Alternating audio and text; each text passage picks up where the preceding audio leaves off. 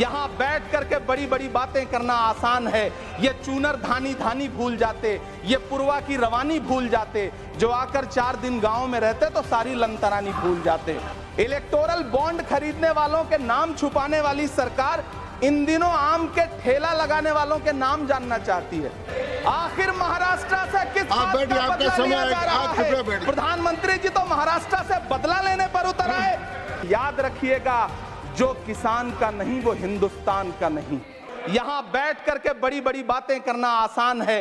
ये चूनर धानी धानी भूल जाते, ये पुरवा की रवानी भूल जाते, जो आकर 4 दिन गांव में रहते तो सारी लंतरानी भूल जाते। सभापति महोदय, इलेक्टोरल बॉन्ड खरीदने के नाम छुपाने वाली सरकार, इलेक्टोरल बॉन्ड खरीदने वालों के नाम छुपाने वाली सरकार इन दिनों आम के ठेला लगाने वालों के नाम जानना चाहती है। मुझे तो होटलों, ढाबों या आम के ठेलों पर नेम प्लेट लगवाने वालों से पूछना है कि कभी खून की बोतल पर देखा है किसी का नाम लिखा हुआ? मुझे पूछना है कि क्या कोरोना के दौरान अपनी उखड़ती हुई सांसों के लिए ऑक्सीजन तलाशने वाले किसी इंसान ने ऑक्सीजन लाने वाले किसी इंसान से पूछा था कि ऑक्सीजन लाने वाला इंसान हिंदू है या मुसलमान है? मुझे पूछना है कि लावारिश लाशों के लिए कोरोना में कांधा देने वाले, चिताओं के लिए लकड़ियां सजाने वाले किसी इंसान से पूछा गया था उसका नाम, उसका मजहब? लेकिन इन दिनों पूछा जा रहा है। सभापति महोदय, अफसोस देश के प्रधानमंत्री जी ने कभी न टूटने वाली चुप्पी ओढ़ ली है। सभापति महोदय, जनता ने 63 सीटें कम क्या कर दी, ये सरकार तो अमृतकाल का नाम लेना ही भूल गई।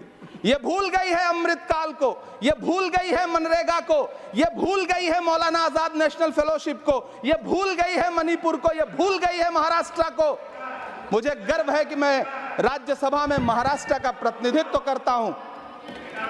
महाराष्ट्र जो देश की आर्थिक राजधानी है, जो टोटल कॉर्पोरेट टैक्स का 40%, इनकम टैक्स का 32% और जीएसटी का 20% इस देश को देता है, उस महाराष्ट्र के लिए इस बजट में एक शब्द नहीं है। आप बैठ जाए। सभापति महोदय, आखिर महाराष्ट्र से किस बात का बदला लिया जा रहा है? महाराष्ट्र ने लोकसभा चुनाव में बाबा साहब अम्बेडकर के संविधान को बचाने के लिए वोट क्या कर दिया? प्रधानमंत्री जी तो महाराष्ट्र से बदला लेने पर उतर आए। अब तो शायद उन्हें याद भी ना हो यवतमाल का वो दाभड़ी गांव जहां 20 मार्च 2014 को वो किसानों के साथ चाय पर चर्चा करने गए थे और उनकी किस्मत बदलने के सपने दिखाए थे। उसी यवतमाल में पिछले 6 महीने में 132 किसानों ने आत्महत्या की है। सभापति महोदय, महाराष्ट्र में हर महीने 209 किसान आत्महत्या कर रहे हैं।